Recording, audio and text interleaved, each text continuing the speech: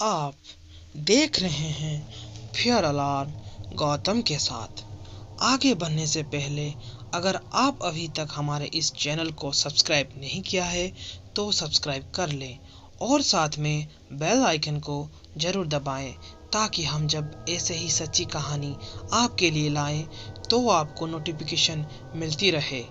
दोस्तों, अगर आपके पास भी ऐसी सच्ची कहानी है तो आप हमारे साथ इंस्टाग्राम आईडी पर ज़रूर शेयर करें। हमारा इंस्टाग्राम आईडी है fear_alarm, जिसका लिंक डिस्क्रिप्शन बॉक्स पर दिया हुआ है। आज की कहानी हमारे साथ शेयर किया है आदर्श जी ने। अपनी कहानी हमारे साथ शेयर करने के लिए उनका तहे दिल से शुक्रिया।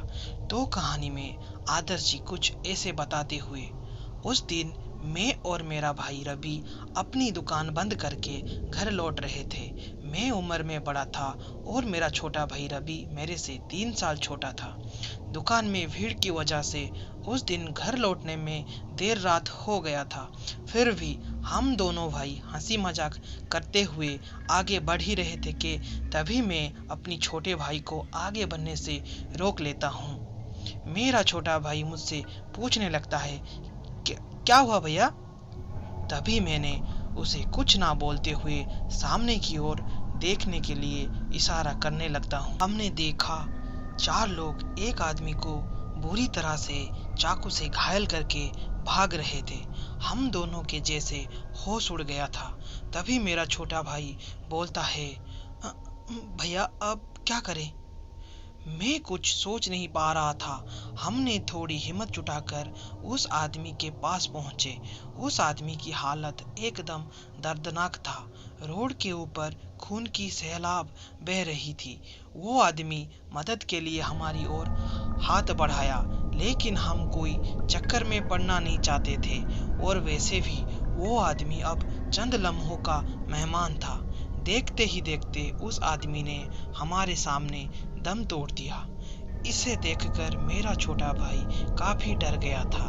हम वहां से जा ही रहे थे कि मेरी नजर थोड़ी दूर पड़ी एक बैग में आ रुकती है।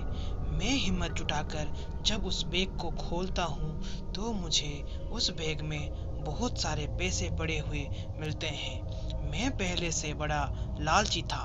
पैसे देखकर मेरी लालच 7वें आसमान पर था। छोटे की बात ना मानते हुए मैंने उस बैग को अपने साथ घर ले गया। उस रात हम दोनों ने खाना नहीं खाया। जैसे जैसे दिन बीतते गए हम दोनों ने भी उस हादसे को भुला दिया था। हमारी दिन भी अच्छे जा रहे थे। 2 महीने बाद मेरी शादी हो गई। सब कुछ सही चल रहा था, लेकिन परेशानी तब शुरू हुई जब मैंने उस पैसों का इस्तेमाल करना शुरू किया। हमने उस पैसों से एक नई बाइक खरीद लिया। घर में सब खुश थे। उस रात मैं अपने रूम में सोया था कि तभी कोई मेरे दरवाजा खटखटाता है। मुझे लगा कि रवि होगा। जब मैंने दरवाजा खोला तो दरवाजे पर कोई नहीं था।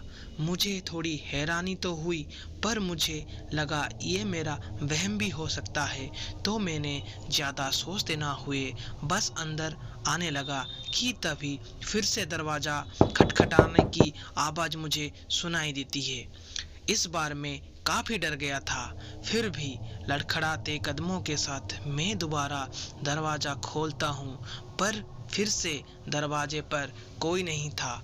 मैं बस सोच ही रहा था कि तभी किचन से बर्तन की गिरने की आवाज़ सुनाई देता है। तो मैं किचन की ओर जाने लगा। मैं जब गौर किया तो देखा एक बिना हाथ पैर वाले आदमी वहां मौजूद था। मैं उसे देखकर एकदम सुन्न हो गया था। तभी मुझे अपने पीछे किसी की होने का एहसास होता है। जब मैं पीछे मुड़कर देखा तो एक डरावनी साया मेरे चेहरे से होकर गुजर गया। मैं उस चेहरे को अच्छी तरह से पहचान गया था। मैं डर की मारे वहीं की वहीं बेहोश हो गया। अगली सुबह जब मैं उठा तो देखा वो बाइक पूरी तरह जल गई थी, मानो जैसे किसी ने उसमें आग लगा दिया था। अगली रात वही शख्स मेरे भाई को भी दिखाई देता है और उसे बताता है, अब तुम दोनों की बारी है। सुबह होते ही हम दोनों भाई समय बर्बाद ना करते हुए एक तांत्रिक के पास चले गए और उसे वही रात की हर एक बात बताया। तांत्रिक हमारे घर आने के लिए तैयार हो गया। रात होते ही तांत्रिक ने अपनी पूजा विधि शुरू कर दिया। उसने अपनी मंत्र शक्ति से उस आत्मा को बुलाया। उस आत्मा को देखकर मेरी पत्नी वहीं की वहीं बेहोश हो गई। तभी तांत्रिक आत्मा से पूछने लगा, क्या बिगाड़ा है इन दोनों ने जो तू इन दोनों की जान के पीछे पड़ा है? तभी वो शख्स जोर जोर से बोलता है, मेरे मरने में इन लोगों का भी हाथ है। उन चारों को तो सुला दिया, अब इन दोनों की बारी है। तभी तांत्रिक ने अपनी झोली से कुछ सामान निकाला और मंत्र पढ़ते हुए उस आत्मा के ऊपर छिड़क दिया। उसी वक्त वो आत्मा वहां से गायब हो गया। तांत्रिक हमें बोलते हुए कहा, देखो वो आत्मा तुम्हें अपना दुश्मन मानता है क्योंकि तुमने उसकी मदद नहीं किया था। अब वो तुम्हारी जान की प्यासा है।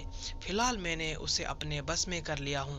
फिर उसने हम दोनों भाई को एक एक ताबीज देकर बोलने लगा, ये ताबीज तुम्हारी रक्षा करेगा, इसे अपने साथ हमेशा रखना।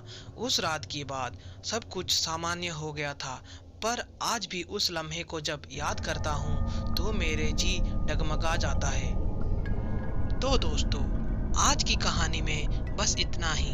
अगर आज की कहानी आपको पसंद आई है तो लाइक एंड सब्सक्राइब करें, साथ में कमेंट बॉक्स में ज़रूर बताएं।